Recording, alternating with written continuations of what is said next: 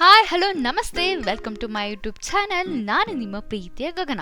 So ಇವತ್ತು ಬಂದು ಯಾವುದ್ರ ಬಗ್ಗೆ ವಿಡಿಯೋ ಮಾಡ್ತಾ ಇದ್ದೀನಿ ಅಂತ ಅಂದರೆ, ನಾಡಿನ ರಥೋತ್ಸವ ಅಂತಲೇ ಫೇಮಸ್ ಆಗಿರುವಂತಹ ಶ್ರೀ ಚೆನ್ನಕೇಶವ ಸ್ವಾಮಿ ದೇವಸ್ಥಾನದ್ರ ಬಗ್ಗೆ ನಾನು ಇವತ್ತು ವಿಡಿಯೋ ಮಾಡ್ತಾ ಇರೋದು. ಸೊ ಇದನ್ನು ಎಂಡ್ವರೆಗೂ ನೋಡಿ ಎಂಜಾಯ್ ಮಾಡಿ. ನಿಮಗೆ ಏನನ್ಸುತ್ತೆ ಅಂತ ಕಮೆಂಟ್ ಮೂಲಕ ನನಗೆ ತಿಳಿಸ್ಕೊಡಿ.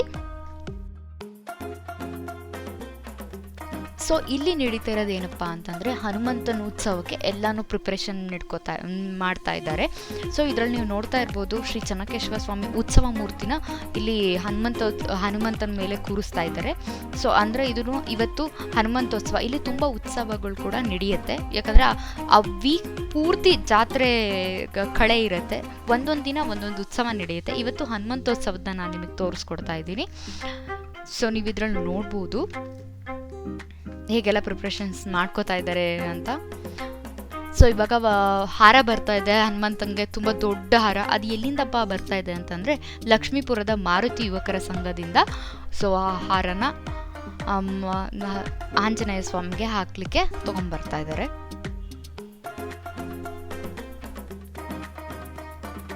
ತುಂಬ ಬ್ಯೂಟಿಫುಲ್ಲಾಗಿ ಕಾಣಿಸ್ತಾ ಇದೆ. ದೇವಸ್ಥಾನದೆಲ್ಲ ಡೆಕೋರೇಷನ್ಸ್ ತುಂಬ ಚೆನ್ನಾಗಿತ್ತು.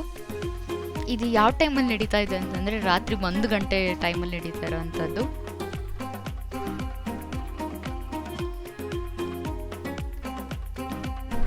ಈಗ ಅಲಂಕಾರ ಎಲ್ಲ ನಡೀತಾ ಇದೆ. ಹಾರ ಎಲ್ಲ ಹಾಕಿ ಅಲಂಕಾರ ಆದಮೇಲೆ ಹನುಮಂತನಿಗೆ ಮುಚ್ಚಿರುವಂತಹ ಒಂದು ಬಟ್ಟೆನ ತೆಗೆದು ಜನಗಳಿಗೆ ತೋರಿಸ್ತಾರೆ.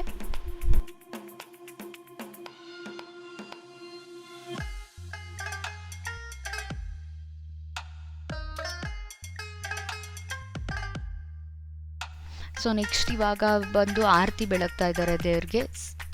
ಸೊ ನೀವು ಇದ್ರಲ್ಲಿ ನೋಡ್ಬೋದು ದೇವ್ರು ಎಷ್ಟು ಚೆನ್ನಾಗಿ ಕಾಣಿಸ್ತಾ ಇದೆ. ಆಂಜನೇಯ ಉತ್ಸವ ಮೂರ್ತಿ ಅಂದರೆ 2 ಕಣ್ಣು ಸಾಲದು, ಅಷ್ಟು ಅದ್ಭುತವಾಗಿ ಕಾಣಿಸ್ತಾ ಇದೆ ದೇವರು.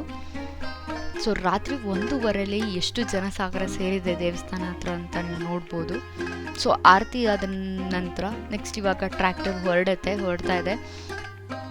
ಸೊ ಒಂದು ರೌಂಡ್ ದೇವಸ್ಥಾನ ಸುತ್ತ ಬರುತ್ತೆ.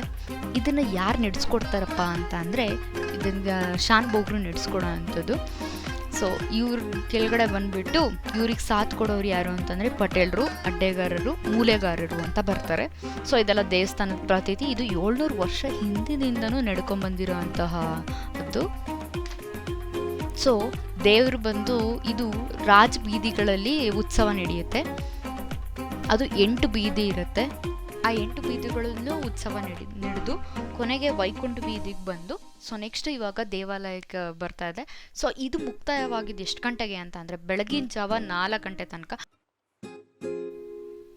ಇವತ್ತು ಬಂದು ತುಂಬ ಪ್ರಾಮುಖ್ಯವಾದ ದಿನ. ಅದು ಯಾವುದಪ್ಪ ಅಂತಂದರೆ, ನಾಡಿನ ರಥೋತ್ಸವದಲ್ಲಿ ನಾವಿದ್ದೀವಿ. ಸೊ ಇದು ಬಂದು 2 ಥರದ ರಥೋತ್ಸವ ನಡೆಯುತ್ತೆ. ಒಂದು ಗಳಿಗೆ ತೇರು, ಒಂದು ದೊಡ್ಡ ತೇರು. ನಾನಿವತ್ತು ನಿಮಗೆ ತೋರಿಸ್ಕೊಡ್ತಾ ಇರೋದು ಯಾವುದಪ್ಪ ಅಂತಂದರೆ ದೊಡ್ಡ ತೇರು. ಸೊ ಈ ದೊಡ್ಡ ತೇರನ್ನ ನೋಡೋಕ್ಕೆ ಲಕ್ಷಾಂತರ ಜನ ತುಂಬ ಕಾತರದಿಂದ ಕಾಯ್ತಿರೋದನ್ನ ನೀವು ಇಲ್ಲಿ ನೋಡಿರಬಹುದು.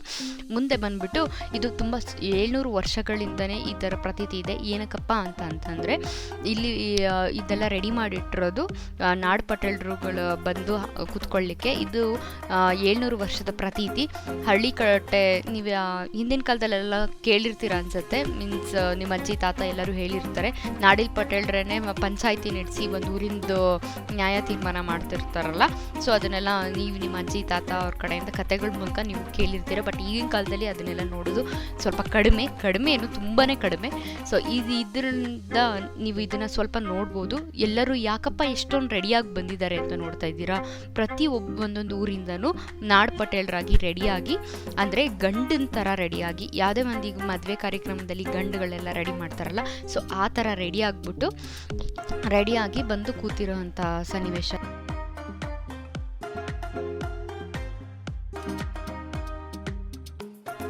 ಬೇಲೂರಿನ MLA ಆದಂತಹ ಲಿಂಗೇಶ್ವರ್ ಕೂಡ ಆಗಮಿಸಿದ್ರು.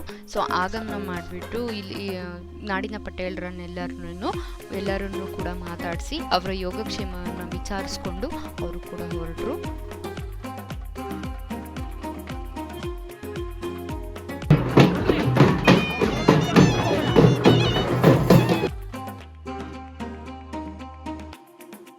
ದೇವಸ್ಥಾನದ ಮುಖ್ಯಸ್ಥರುಗಳು ಕೂಡ ಆಗಮನ ಮಾಡಿ, ಸೊ ಇವ್ರಿಗೆ ತಾಂಬೂಲ ಸಮೇತರಾಗಿ ಕರ್ಕೊಂಡು ಹೋಗ್ಲಿಕ್ಕೆ ಬರ್ತಾ ಇರೋಂತಹ ದೃಶ್ಯ ಇದು. ದೇವಸ್ಥಾನ ಕಡೆಯವರು ಸ್ವಲ್ಪ ಬರೋದು ತಡ ಆಗಿದೆ. ಸೊ ಹಾಗಾಗಿ ನಾಡು ಪಟೇಲರೆಲ್ಲ ಅವ್ರದ್ದು ಬೇಜಾರನ್ನ ವ್ಯಕ್ತಪಡಿಸ್ತಾ ಇರುವಂತಹ ದೃಶ್ಯ ಇದು.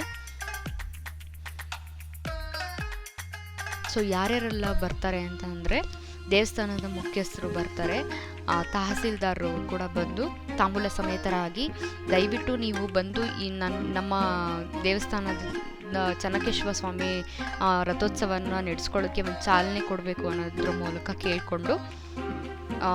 ಕೇಳ್ಕೊತಾರೆ. ಸೊ ನೆಕ್ಸ್ಟ್ ಇವಾಗ ಇವರೆಲ್ಲ ಏನು ಮಾಡ್ತಾರೆ ಅನ್ನೋದನ್ನ ನೋಡ್ಬೋದು ನೀವು ಇವಾಗ.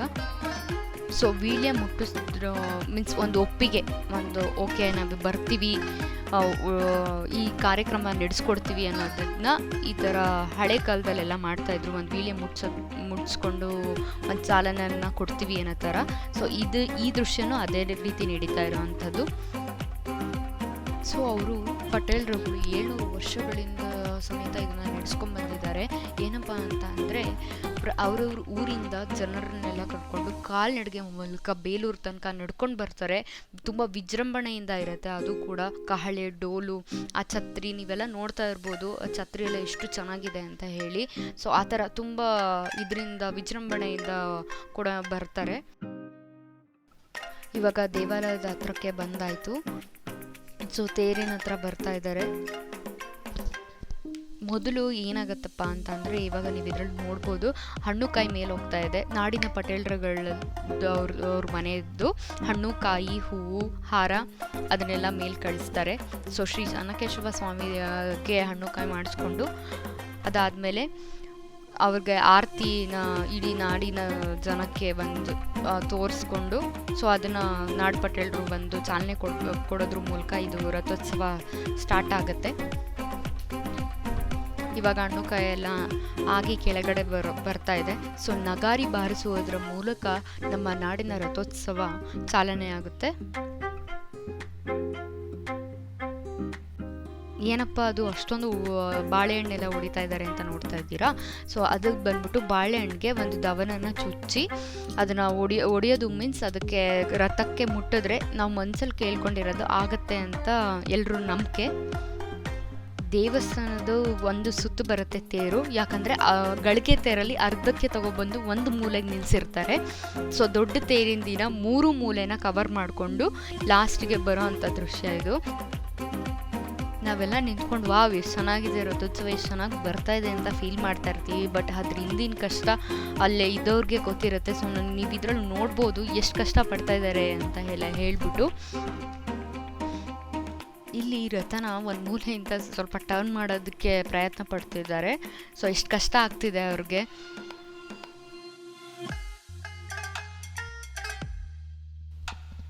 ಲಕ್ಷಾಂತರ ಜನ ಸೇರಿತ್ತು ರಥೋತ್ಸವನ ನೋಡಲಿಕ್ಕೆ. ತುಂಬ ಚೆನ್ನಾಗಿ ಅಲಂಕಾರ ಕೂಡ ಮಾಡಿದರು ರಥಕ್ಕೆ. ತುಂಬ ವಿಜೃಂಭಣೆಯಿಂದ ರಥೋತ್ಸವ ನಡೀತು. ಅವತ್ತಿನ ದಿನ ಅಂತೂ 2 ಕಣ್ಣು ಸಾಲದು ನೋಡೋಕ್ಕೆ. ಅದಕ್ಕೆ ಇದನ್ನು ನಾಡಿನ ರಥೋತ್ಸವ ಅಂತಲೇ ಕರೀತಾರೆ. ಅಷ್ಟು ಲಕ್ಷಾಂತರ ಜನ ಸೇರಿ ಚೆನ್ನಕೇಶವ ಸ್ವಾಮಿ ರಥೋತ್ಸವನ ನಡೆಸ್ಕೊಡೋದಕ್ಕೇ ನಾಡಿನ ರಥೋತ್ಸವ ಅಂತ ಹೇಳೋದು.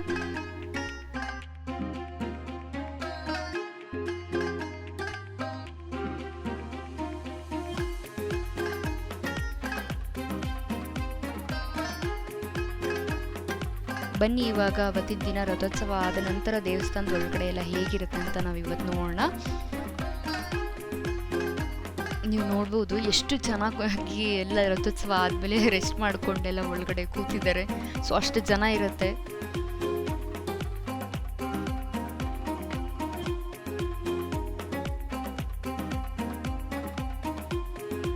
ಅವತ್ತಿನ ದಿನ ಎಷ್ಟು ಚೆನ್ನಾಗಿ ದೇವಸ್ಥಾನನ ಅಲಂಕಾರ ಮಾಡಿದ್ದಾರೆ ಅನ್ನೋದ್ರ ಬಗ್ಗೆ ತೋರಿಸ್ಕೊಡ್ತೀನಿ ಬನ್ನಿ. ನೋಡಿ ಎಷ್ಟು ಫ್ಲವರಲ್ಲೇ ಸುಸ್ವಾಗತ ಅಂತೆಲ್ಲ ಬರೆದು ಗೋಪುರಗಳಿಗೂ ಒಂದೊಂದು ಚಿಕ್ಕದಾಗೆಲ್ಲ ಈ ಥರದ್ದೆಲ್ಲ ಫ್ಲವರ್ ಡೆಕೋರೇಷನ್ಸ್ ಎಲ್ಲ ತುಂಬ ಚೆನ್ನಾಗಿತ್ತು. ದೇವಸ್ಥಾನ ಅಂತೂ ತುಂಬ ಅದ್ಭುತವಾಗಿ ಕಾಣಿಸ್ತಾ ಇತ್ತು. ಒಳಗಡೆ ಎಲ್ಲ ಎಷ್ಟು ಚೆನ್ನಾಗಿ ಅಲಂಕಾರ ಮಾಡಿದ್ದಾರೆ ಅಂದರೆ ಹೂವಲ್ಲಿ 2 ಕಣ್ಣು ಸಾಲದು ನೋಡೋಕ್ಕೆ.